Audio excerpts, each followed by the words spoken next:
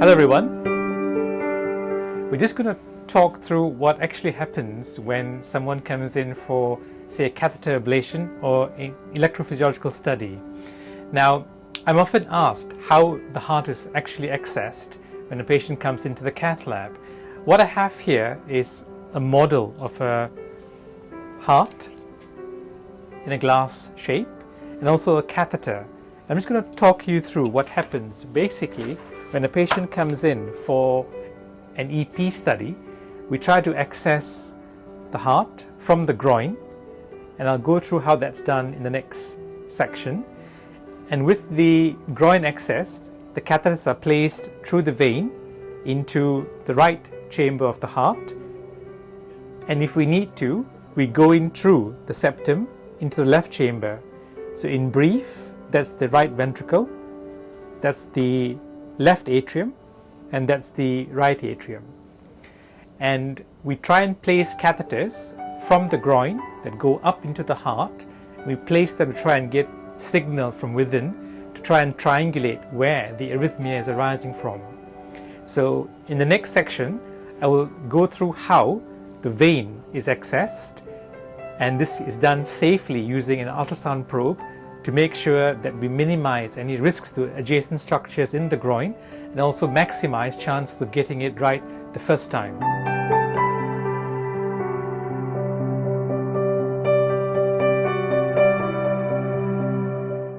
With the access into the groin, it's important to get the artery and the vein differentiated very carefully.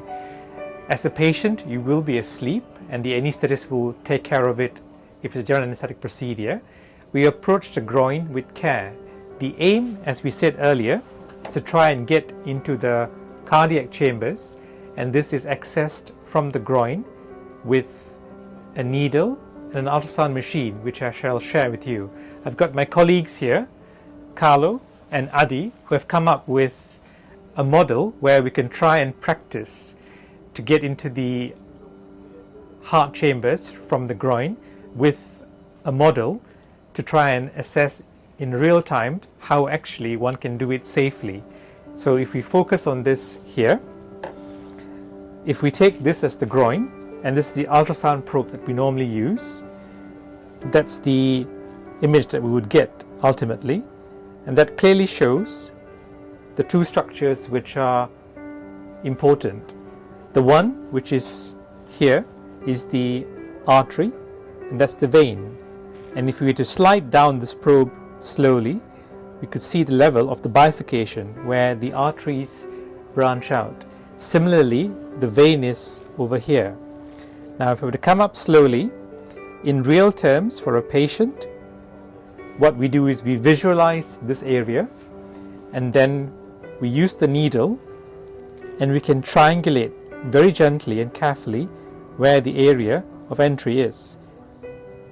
And in this case, you can see a puncture there, and we get the structure within. And that's how we access the vein carefully, avoiding the artery. Once the vein is accessed safely, we then insert a sheath, and it's through this sheath that we pass in catheters that go right up into the heart. So for example, if we have our model heart here, we have accessed the vein. Then if we have the phantom catheter, so my colleague is going to use the catheter at the end, and I'm going to help hold this here. Once you've accessed the groin safely, we then take the catheter up slowly, and with a bend, we'll try and get it into the right orifice.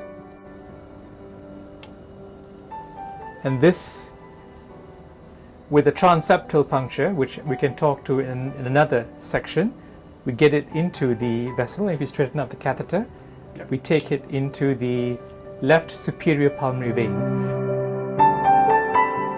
So if you're coming in for an AF ablation, and if we look at the heart, and this is the back of the heart, we have the right pulmonary veins and the left pulmonary veins here. and currently the catheter is on the left superior pulmonary vein.